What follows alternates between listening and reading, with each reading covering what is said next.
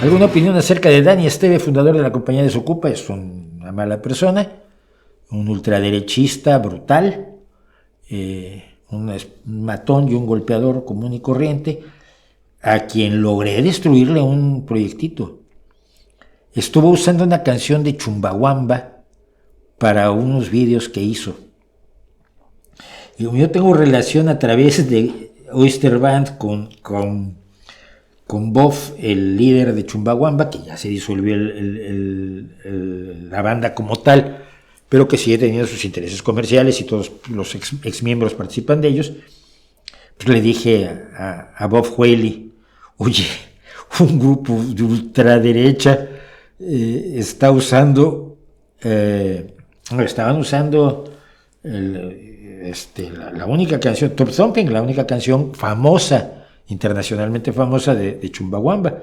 Chumbawamba decía que cuando iban a hacer su disco de grandes éxitos iba a ser de una sola canción, iba a ser un sencillo, porque es Top Thumping.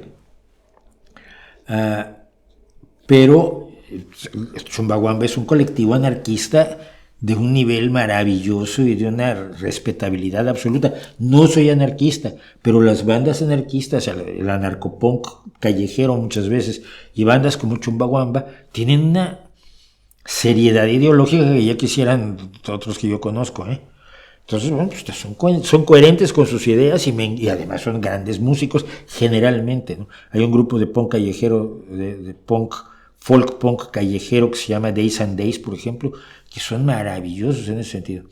Entonces le escribí yo a Bob Whaley y le dije, oye, aquí este personaje está usando esto, y puso en marcha todo Chumbawamba, y no, llegaron todos los derechos de autor y dijeron, no puedes usar esto, y le tiraron su vídeo a Dani Esteve. Es lo más que he hecho contra él.